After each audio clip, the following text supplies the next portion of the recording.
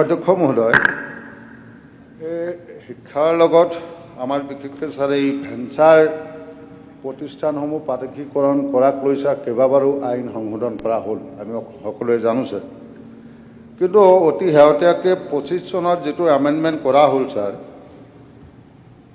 ইয়াতে অত্যন্ত দুৰ্ভাগ্যজনক কথা ছাৰ, আমি সকলোৱে জানো যে এই ভেঞ্চাৰ প্ৰতিষ্ঠানসমূহ তেওঁলোকে নিজে লিখা পঢ়া কৰি ৰাইজৰ পৰা এইবোৰ জানো, সেইখিনিতো জানে ছাৰ। গতিকে মোৰ কথাটো হ'লেই আমাৰ 25 চনৰ এই এমেণ্ডমেণ্টটো আমি ছাৰ নতুনকৈ আকৌ এবাৰ এমেণ্ডমেণ্ট কৰি, কাৰণ তেওঁলোক দীৰ্ঘদিনৰ অভিজ্ঞতা, এই শিক্ষকসকলৰ দীৰ্ঘদিনৰ অভিজ্ঞতা আছে।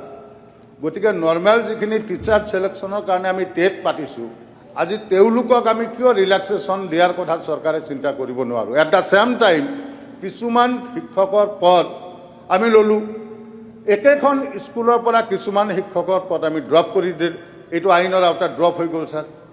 গতিকে আৰু এককালীনভাৱে যিসকলে ইমান দীৰ্ঘদিন শিক্ষাখণ্ডৰ লগত জড়িত থাকি ছাৰ্ভিচ দিলে ছাৰ, তেওঁলোকে ৰিটায়াৰ্ড হৈ গ'ল।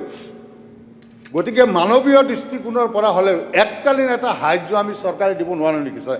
ইমান হিতাধিকাৰী আঁচনি চৰকাৰখনে প্ৰস্তুত কৰে। গতিকে এই দিশটো মই ভাবোঁ অধ্যক্ষ ডাঙৰীয়া, মন্ত্ৰী মহোদয়ে মানৱীয় দৃষ্টিকোণৰ পৰা হ'লেও যিসকলে ভেঞ্চাৰ শিক্ষানুষ্ঠান আৰম্ভণিৰ পৰা কৰ্ম কৰি ইমান দিনে শিক্ষা কাৰ্য চলাই আহিছে, গতিকে তেওঁলোকক নতুনকৈ এই টেটৰ আওতাত নানি, তেওঁলোক ইতিমধ্যে ট্ৰেইণ্ড অলৰেডি, গতিকে তেওঁলোকক যদি ৰিলেক্সেশ্যন দিব পাৰে আৰু ছাৰ যিসকল ইতিমধ্যে ৰিটায়াৰ্ড হৈ গ'ল তেওঁলোকক এককালীন এটা মানৱীয় দৃষ্টিকোণৰ পৰা এটা সাহায্য দিব পাৰে নেকি, আইন সংশোধন কৰি হ'লেও এই বিষয়ে চৰকাৰ বা বিভাগ চিন্তা কৰিব নেকি অধ্যক্ষ? ঠিক আছে, মিনিষ্টাৰ প্লিজ। 15 মিনিট গ'ল এটা কুৱেশ্যনত। মাননীয় অধ্যক্ষ মহোদয়, আইনখনৰ যদি কোনো সংশোধন এজন মাননীয় বিধায়কে কৰিব বিচাৰে, তেওঁ সেই সময়তে সংশোধনী প্ৰস্তাৱটো আনিব পাৰিলেহেঁতেন যেতিয়া বিলখন উত্থাপন হৈছিল। মোৰ মনত নাই সেই সময়ত তেওঁ নিৰ্দিষ্ট কিবা সংশোধনী প্ৰস্তাৱ আনিছিল বুলি, কিন্তু এতিয়াও তেওঁ যিকোনো পৰামৰ্শ দিলে ডিপাৰ্টমেণ্টে পৰীক্ষা কৰি চাব, নোচোৱাৰ কোনো কথা নাই। দ্বিতীয়তে আমি শিক্ষাৰ অধিকাৰ আইন NCTৰ গাইডলাইন ইয়াক অনুসৰণ কৰি আমি আমাৰ আইনখন প্ৰস্তুত কৰিছোঁ।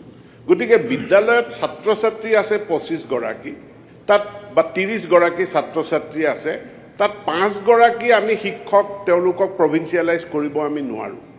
শিক্ষাৰ অধিকাৰ আইনে কৈছে যে মিনিমাম যদি 30 আছে তাত 2 গৰাকী শিক্ষককে আমি মানে প্ৰাদেশিকৰণ কৰিব পাৰিম, 3য় গৰাকীক আমি প্ৰাদেশিকৰণ কৰিব নোৱাৰোঁ। এনেকৈ যিসকল থাকি গ'ল, এই থাকি যোৱা শিক্ষক শিক্ষয়িত্ৰীসকলৰ কথা, যিসকলক ড্ৰপ টিচাৰ বুলি কয়, এইটো বিবেচনা কৰি আমাৰ পূৰ্বৰ বিত্তমন্ত্ৰীয়ে ঘোষণা কৰিছিল যে তেওঁলোকৰ কাৰণে এটা এককালীন এটা সাহায্য দিয়াৰ কাৰণে এখন আঁচনি অনা হ'ব আৰু গুৰু দক্ষিণা বুলি এখন আঁচনি লোৱা হ'ব। তাৰ কাৰণে আমি শিক্ষা বিভাগে গুৰু দক্ষিণা এটা পৰ্টেল খুলিলোঁ যে কোন কোন বাদ পৰি গ'ল। 17 চনৰ আইন মতে 21 চনৰ প্ৰভিন্সিয়েলাইজেশ্যনত যিসকল প্ৰভিন্সিয়েলাইজ হ'ব নোৱাৰিলে বা আনকি 13 চনতো যিসকল প্ৰভিন্সিয়েলাইজ হ'ব নোৱাৰিলে, তেওঁলোকক এটা এককালীন সকাহ দিয়াৰ কাৰণে অসম চৰকাৰে গুৰু দক্ষিণা নামৰ এটা আঁচনি আনি গুৰু দক্ষিণা পৰ্টেল আমি মুকলি কৰিলোঁ।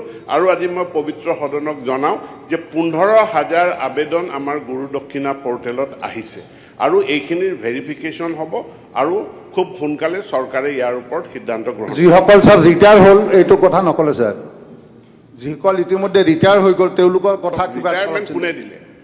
এতিয়া ৰিটায়াৰমেণ্ট কোনে দিলে? গতিকে আমি সকলোখিনি কৰিম ইউডাইচৰ বা ডাইচত যি তথ্য আছে সেই তথ্যৰ ওপৰত ভিত্তি কৰি। গতিকে এতিয়া কোনোবাইতো মই কৰিছিলোঁ বুলি ক'লেই নহ'ব, তেওঁৰ তথ্য প্ৰমাণিত যি ডাইচ ডাটা আছে তাত থাকিব লাগিব বা ইউডাইচত তেওঁলোকৰ ডাটা থাকিব লাগিব, তাৰ ইউডাইচৰ তথ্যৰ আধাৰত সিদ্ধান্ত লোৱা হ'ব।